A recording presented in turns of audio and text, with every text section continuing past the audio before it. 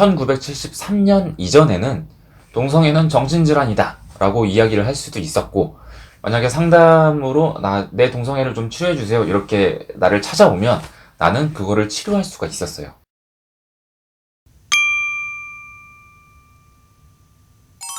여러분, 동성애는 정신병, 정신질환일까요? 오늘은 그에 대한 답과 그 이유에 대해서 알려드리겠습니다. 제가 예전에 모 대학교에서 임상심리학 가르치시는 교수님이랑 술을 한잔 할 일이 있었는데, 그때 교수님께서 굉장히 억울했던 일화라고 하나 들려주신 게 있어요. 그게 뭐냐면, 교수님이 외부 강연을 나갔어요. 대학교에서 학생들 가르친 게 아니라 외부 강연을 나가가지고 동성애는 정신질환이 아니다 뭐 이런 얘기를 지나가다가, 그게 메인도 아니었어, 지나가다가 한번 하셨대요. 그런데 그 외부 강연 끝나고 나서 교수님 사무실에 막 전화가 폭주하고 이메일이 폭주하고 막 이랬대요. 그 내용이 어떻게 당신 동성애가 정신질환이 아니라고 할 수가 있냐, 뭐 당신 자식이 동성애자라도 그런 얘기 할 수 있느냐, 이런 식으로 맹비난을 받은 거예요. 근데 이 교수님은 좀 억울한 거예요.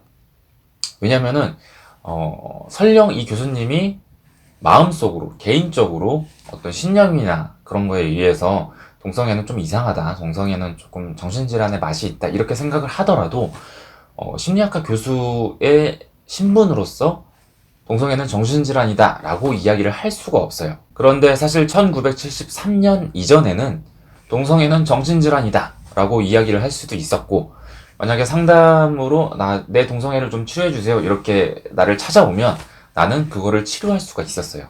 이게 왜 그러냐면은 한국 심리학계나 혹은 한국 정신의학계는 DSM이라고 불리는 정신질환 진단 매뉴얼을 따라가기 때문이에요. DSM은 Diagnostic Statistical Manual of Mental Disorder의 줄임말인데요.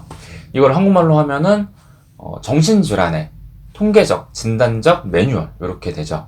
근데 이 DSM을 어디서 만들어내냐면은 미국 정신의학회에서 만들어내요. 근데 우리 한국도 이 미국 정신의학회에서 만들어낸 DSM을 절대적으로 따르고 있거든요. 제가 1973년 이전에는 동성애는 정신질환이었다고 이야기를 드렸죠. 이게 왜 그러냐면은 지금은 우리가 DSM-5를 쓰고 있어요. 2013년에 DSM-5로 개정이 됐거든요. 그런데 1973년 이전에 DSM-2까지는 동성애는 정신질환의 하위 분류로 이렇게 편제가 돼 있었어요. 근데 DSM-3가 1973년에 개정이 되면서 동성애를 정신질환의 하위 분류에서 빼버린 거죠. 그래서 이제 그거를 따르는 우리 한국 심리학계나 정신의학계는 더 이상 동성애를 치료의 대상으로 보거나 정신질환으로 보거나 이럴 수가 없는 거예요. 한국 심리학계에서 DSM을 얼마나 철저하게 따르냐면은 보건복지부에서 시행하는 심리학 자격증 시험이 있어요. 임상심리사 자격증이라고 있는데, 거기서 만약에 시험 문제로 동성애는 정신질환인가 OX 이렇게 물어봤다고 가정을 해봅시다. 그런데 내 평소에 동성애에 대한 신념이 뭐든 내 동성애에 대한 믿음이 뭐든 간에 이 시험에 대해서 동성애는 정신질환인가? yes 이렇게 답을 하면 나는 나가리, 틀린 거죠. 또 다른 사례도 있는데요. 2019년 2월에 한 상담심리사 선생님이 한국상담심리학회에서 영구 제명을 당하는 그런 사건이 발생을 했습니다.